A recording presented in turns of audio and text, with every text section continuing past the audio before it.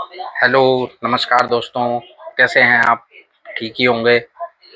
दोस्तों, मैं आज जिस औषधि की जानकारी देने जा रहा हूँ वो एक पारंपरिक आयुर्वेदिक औषधि है जिसका व्यापक रूप से बुखार के इलाज और शरीर से हानिकारक विषाक्त यानी कि टॉक्सिन को बाहर निकालने के लिए उपयोग किया जाता है।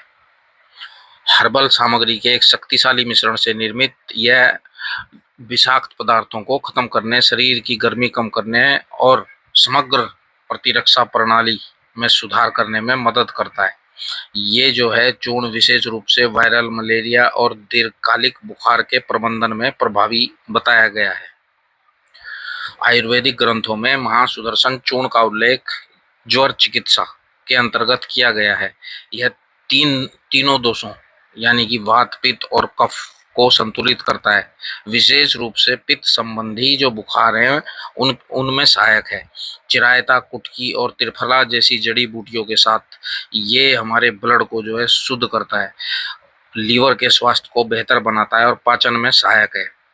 यह चूर्ण न केवल बुखार कम करने वाला है बल्कि सूजन रोधी और विषाणु रोधी और रोगाणुरोधी भी है। इसको प्रयोग कैसे करना है? बुखार के लिए जो है इसका प्रयोग किया जाता है विषाक्त शरीर से विषाक्त पदार्थों को हटाकर यानी कि टॉक्सिन को हटाकर प्रतिरक्षा प्रणाली को बढ़ावा देकर लीवर और पाचन में सुधार करके तेज बुखार को कम करता है और संक्रमण से प्राकृतिक सुरक्षा देता है। ये मलेरिया, डेंगू, टाइफाइड के इलाज में मदद कर सकता है। सामान्य सर्दी के लिए भी इसका प्रयोग होता है क्योंकि ये बलगम को साफ करके और हमारी जो श्वसन प्रणाली है उसको शांत करता है। शरीर की प्रतिरोधक क्षमता यानी इम्यून सिस्टम, जो हमारी इम्यूनिटी है, उसको बढ़ाकर सर्दी, खांसी, गले में खराश और फ्लू के लक्षणों में बहुत राहत प्रदान करता है। लीवर के रोगों में भी इसका बहुत उपयोग होता है।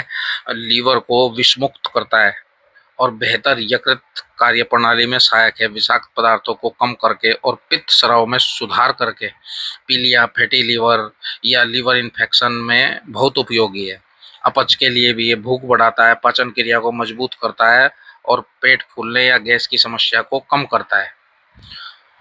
और स्किन के लिए भी इसका बहुत फायदा होता है। इसमें जो है ब्लड प्यूरिफायर गुण होते हैं जो मुहांसों, फोड़े, फुंसियों या स्किन की एलर्जी में मदद करते हैं।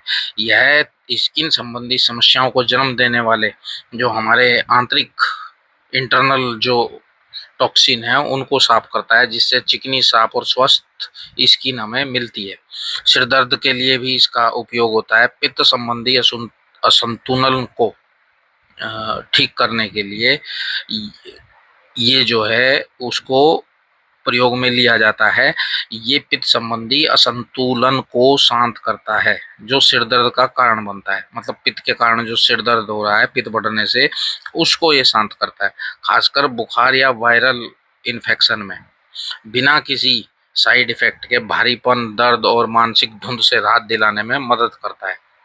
एक है ये इम्यूनिटी बढ़ाता है, शरीर से टॉक्सिन बाहर निकालकर और पाचन क्रिया को सुधार करके शरीर की जो संपूर्ण रोग प्रतिरोधक क्षमता है यानी कि इम्यूनिटी है उसको बढ़ाता है। ये शरीर के दर्द के लिए भी, जैसे बुखार और या इन्फेक्शन के दौरान होने वाले शरीर के दर्द में भी ये बहुत सहायक है। जोड़ों के दर्द, मांसपेशियों का दर्द जो बुखार में अक्सर हो जाता है उसको दूर करता है।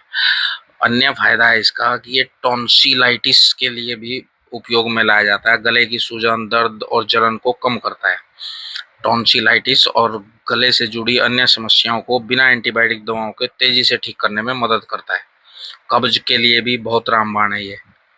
कम भूख के लिए भी, जैसे पाचक अग्नि को बढ़ाता है ये। बुखार के बाद की कमजोरी या लंबी बीमारी के बाद भूख कम लगने पर ये बहुत उपयोगी है। मौसमी एलर्जी, जो मतलब मौसम चेंज होने के साथ एलर्जी हो जाती है, क्योंकि ये ब्लड को प्यूरिफायर करता है तो ये उस एलर्जी को भी खत्म करता है। थकान के लिए भी इसका प्रयोग किया जाता है।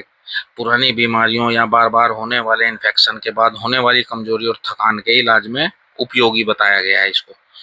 ये जो है हमारे टॉक्सिन, जो शरीर के टॉक्सिन्स हैं उनके लिए, क्योंकि ये लीवर और ब्लड के लिए प्राकृतिक विषहरण का काम करता है, यानी कि टॉक्सिन दूर करने का काम करता है। ये शरीर को कमजोर करने वाले विषाक्त पदार्थों को शरीर से बाहर निकालता है, खासकर इन्फेक्शन या खराब जो हमारा आहार है, मतलब भोजन है, उसके बाद के पित्त विकारों के लिए मैंने आपको बता ही दिया कि ये पित्त विकारों को संतुलित करता है। शरीर की उच्च गर्मी या पित्त दोष के कारण होने वाली एसिडिटी, गर्मी के चकत्ते, जलन और चिड़चिड़ापन जैसी स्थितियों को मदद करता है। यहाँ पर जो इसका मात्रा है वो चिकित्सक की सलाह से ही इसकी मात्रा का निर्धारण करें। एक जनरली एक छोटी चम्मच 1 से 2 ग्राम मात्रा में इसको गर्म पानी के साथ लिया जाता है। किंतु मैं फिर अपनी वही बात पुनः दोहराऊंगा कि किसी भी आयुर्वेदिक औषधि हो, चाहे कैसी भी औषधि हो, उसको बिना डॉक्टर की सलाह के ना लें, बिना वैद्य की सलाह के ना लें। यदि काढ़ा बनाना है तो 1 चम्मच काढ़ा 1 गिलास पानी में उबालें, आधा रह जाने पर गरम गरम पिएं। इसकी गोलियां भी आती है, गुनगुने पानी के साथ उनका भी प्रयोग कर सकते हैं। अब इसको कौन ना ले, इसमें ये भी है कि जैसे प्रेग्नेंट और ब्रेस्ट फीडिंग कराने वाली महिलाएं जो है इसका प्रयोग नहीं करें तो ठीक है, करें करना भी चाह रहे हैं तो केवल चिकित्सीय देखरेख में उपयोग करें इसका। बच्चे जो है, बच्चों को इसकी निर्धारित खुराक 10 वर्ष से अधिक उम्र के बच्चों के लिए सुरक्षित है, उससे कम उम्र के बच्चों को ना दें। और उनको जो खुराक निर्धारित करनी है वो वैद्य की सलाह के अनुसार ही करें। जो जिनको नीम जैसी कड़वाहट, कड़वी जड़ी बूटियों से एलर्जी है वो इसको ना लें, क्योंकि ये बहुत ज़्यादा कड़वा है। खाते ही एकदम तन मन सबको कड़वा कर देता है। जबान का स्वाद बहुत कड़वा रहता है काफ़ी देर तक। तो इसलिए जिनको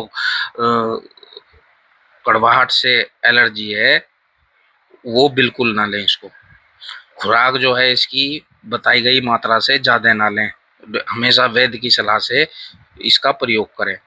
और इसको जो है, ये पाउडर मैंने बताया यहाँ पर, चूर्ण जो है इसको ठंडी सूखी जगह पर रखें और किसी जो वायुरोधी कंटेनर है उसमें ही रखें। तो ये तो हुए इसके लाभ। आगे भी ऐसी ही स्वास्थ्यवर्धक जानकारियों के साथ मैं आपके सम्मुख उपस्थित होऊंगा एक नई औषधीय जानकारी के साथ। फिर से आपसे बात होती है, तब तक अपना ध्यान रखिए, अपने स्वास्थ्य का ध्यान रखिए, क्योंकि एक तंदुरुस्ती 1000 नियामत। तो इसको प्रयोग कीजिए। और यहाँ पर एक बात और कि मेरे चैनल को सब्सक्राइब करने की कृपा करें, ऐसे ही देखकर ऐसे ही आगे ना बढ़ जाएं। इसको सब्सक्राइब भी करें, मेरी वीडियो को लाइक भी करें और वीडियो स्किप ना करें, क्योंकि बहुत महत्वपूर्ण चीज़ें कई बार छूट जाती हैं। तो फिर बात होती है, तब तक के लिए नमस्कार, जय हिंद।